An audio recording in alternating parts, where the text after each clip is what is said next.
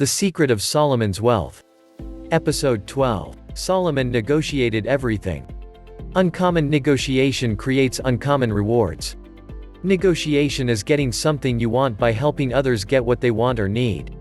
Someone has said, "You do not get in life what you deserve, you get what you negotiate for." Solomon was a master negotiator. He dialogued and kept the lines of communication open. He was a genius networker. He negotiated royal trade routes. He negotiated with his builders. And he constantly negotiated with Hiram, the king of Tyre. Because of his skill as a negotiator, Solomon's empire became the crossroads between nations. In 1 Kings chapter 10 verses 28 to 29, we learn that Egypt needed horses and Sicilia had plenty of them. Yet, the two were bitter enemies. Because he grasped the immeasurable influence of negotiation, Solomon became the bridge between the two nations. I encourage you to study the lives of extraordinary and uncommon achievers. They accept nothing at face value. Instead, they analyze and scrutinize. They evaluate each situation and then make ridiculous offers to bring the price down. Uncommon men are uncommon negotiators. On page 51 of his book, The Art of the Deal, Donald Trump says about his father, he'd negotiate just as hard with the supplier of mops and floor wax as he would with the general contractor for the larger items on a project. Here are 9 success keys that will help you negotiate effectively for what you want, when dealing with a person, company, or vendor. 1. Find out everything you can possibly know about that company or person or product. Information is strength. You cannot make appropriate decisions without current, accurate data. You should know all essential information before a crisis arises. 2. Do not hurry. Uncommon negotiators move slowly. Once they understand what they are willing to invest, they carefully build their case for a long-term quality decision. There is an old saying, "The one who hurries loses." Lamentations chapter 3 verse 25 gives us an important wisdom principle: the Lord is good unto them that wait for him. 3. Find out what the other person needs the most. When you are negotiating with someone, things are never as they first appear. It may seem that someone needs money when he or she is really desperately needing more time. People are rarely angry for the reasons they tell you, and they are rarely anxious to sell something for the reasons they indicate.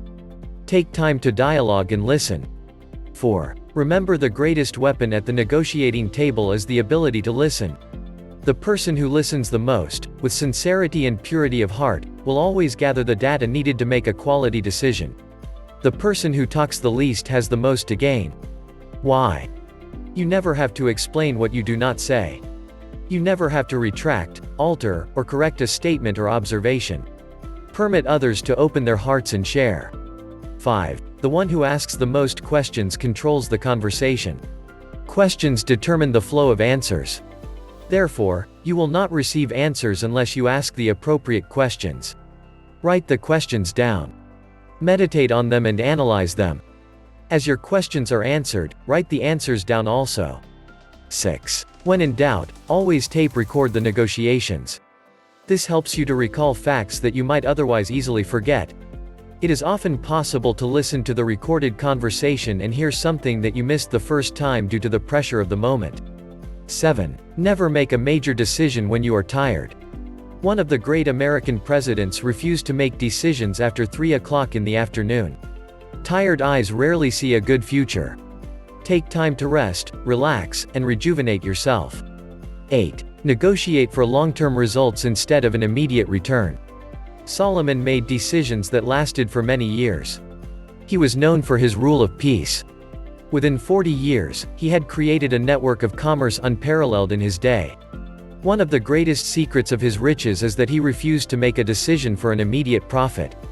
He was a long-term thinker. I have often thought of Sam Walton, who refused to invest in any company based on short-term profit. He always wanted to know where the company would be in 10 years. Some Japanese companies make 100-year plans. They are thinking long-term. Stop for a moment. Where do you want your company to be 20 years from today? Now, formulate a plan toward that desired end. This will help you enjoy the journey more than you ever dreamed, because planning takes the stress off the present. It births patience and hope and attracts serious investors into your life. 9. Never appear desperate to close a deal. When vultures sense weakness, they move in to finish the kill. On page 37 of his book, The Art of the Deal, Donald Trump, one of the most effective negotiators in America today, says, "The worst thing you can possibly do in a deal is to seem desperate to make it. That makes the other guy smell blood, and then you're dead. The best thing you can do is deal from strength, and leverage is the biggest strength you can have." Solomon was known for his negotiating, and that is one of the golden secrets that helped him to become the richest man who ever lived. If you enjoyed this video, please subscribe. Thank you.